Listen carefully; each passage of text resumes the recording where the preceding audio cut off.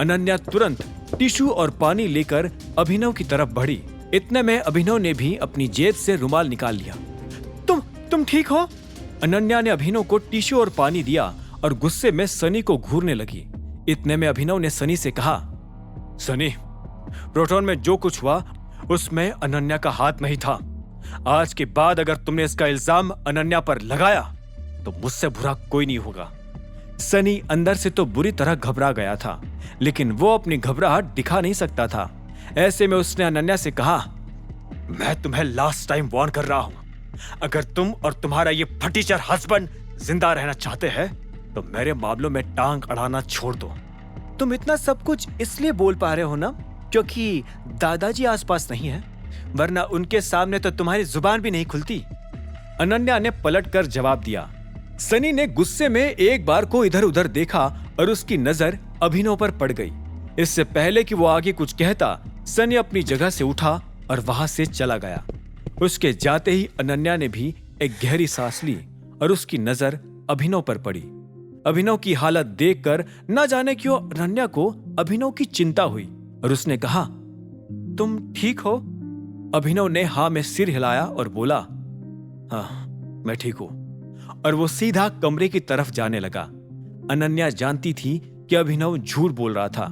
Cup फूटने की आवाज सुनते ही 3 मेड्स दौड़ती हुई डाइनिंग एरिया में पहुंच गई थी।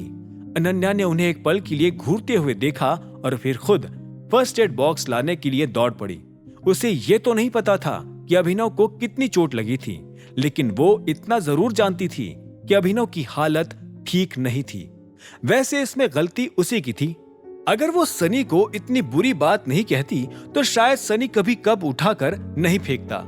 जैसे ही अनन्या कमरे में दाखिल हुई तो उसने देखा कि अभिनव शीशे के सामने खड़ा था। उसने शर्ट नहीं उतारी थी और वो अपनी पीठ पर लगे घाव को देखने की कोशिश कर रहा था।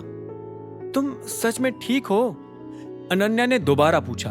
वो दरवाजे पर खड़ी थी और अंदर आने में हिचक रही थी। उसकी आवाज में उसकी चिंता साफ सुनाई दे रही थी। अभिनव ने भी हाँ में सिर हिलाया और बोला, मैं ठीक हूं।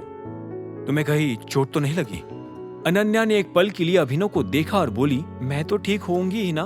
मेरे ऊपर गिरने वाली कॉफी तो तुमने अपने ऊपर गिरवा ली।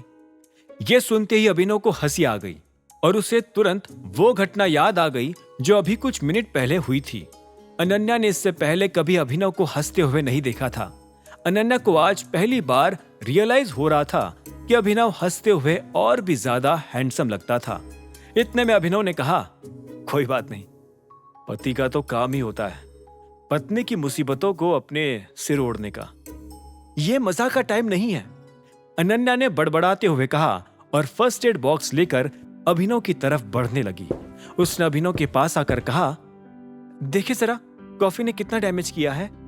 मैं ठीक हूं अनन्या, तुम्हें सच में इतनी चिंता करने की जरूरत नहीं है, अभिनव ने जिद करते हुए कहा। अनन्या ने उसकी बात नहीं सुनी और जमीन पर फर्स्ट एड बॉक्स रख दिया। इसके बाद उसने अभिनव की शर्ट खोलने के लिए अपना हाथ बढ़ाया और बोली, लाओ मैं इसे उतार दूं। वो अभिनव की शर्ट का बटन खोलने ही वाली थी कि अभिनव ने उसका हाथ पकड़ा और बोला, मैं कर लूंगा, और फिर वो खुद ही अपनी शर्ट उतारने लगा। अनन्या ने उसकी पीठ पर जो पहली चीज देखी वो था एक बड़े से टाइगर का पंजा। ये तुमने कब बनवाया? अनन्या ने पूछा। फिर उसने अपना हाथ आगे बढ़ाया और उस पंजे पर बने नाखूनों को आहिस्ते से छूकर देखने लगी। उसे इस पंजे के पीछे की कहानी पता नहीं थी, इसीलिए उसे पंजे से डर भी नहीं लग रहा था। असल में अनन्या को वो मर्द अच्छे लगते थे जो अपने शरीर पर टैटू बनवाते थे, लेकिन हरदेव को ऐसे आदमी जरा भी पसंद नहीं थे। सनी ने खुद अपने शरीर पर कुछ टैटूज बनवा रखे थे। इस मामले में वो बचपन से ही जिद्दी और अड़ियल था, लेकिन फिर भी हरदेव की उसके साथ इतनी कैसी बनती थी, अनन्या को कभी समझ नहीं आया। तभी अभिनव ने उसे ख्यालों से बाहर लाते हुए कहा, यह टैटू मेरी पीठ पर बचपन से बना हुआ है, इसलिए अभी थोड़ा छोटा हो गया है। यह सुनते ही अनन्या ने अपना ध्यान टैटू पर से हटाया और उसकी पीठ पर मौजूद घाव पर लगाया। उसकी पीठ लाल हो गई थी। हालांकि अभिनव की मोटी सी शर्ट ने उसे बचा लिया था, वरना ये घाव गहरा भी हो सकता था। उसकी पीठ देखकर अनन्या बोली, घाव कुछ खास नहीं है, मैं तुमसे कह ही रहा हूं कि मैं ठीक हूं। अभिनव ने अपनी भारी सी आवाज में कहा। अनन्या ने उसकी बात दोबारा इग्नोर की और बोली, क्या तुम 2 मिनट मेरे साथ बाथरूम में आ सकते हो ताकि मैं ये पीठ धो सकूं? प्लीज जल्दी करना, मैं बहुत थका हुआ हूं और मुझे बहुत भूख भी लग रही है, अभिनव ने कहा। यह सुनते ही अनन्या ने अभिनव की आंखों में देखा और बोली, तुमने कुछ खाया नहीं? पहले क्यों नहीं बोला? आगे की कहानी जानने के लिए देखें अगला एपिसोड सिर्फ पॉकेट एफएम के यूट्यूब चैनल पर, और द रिटर्न ऑफ टाइगर के सारे एपिसोड्स को सुनने के लिए डिस्क्रिप्शन में दी लिंक से डाउनलोड करें पॉकेट एफएम ऐप।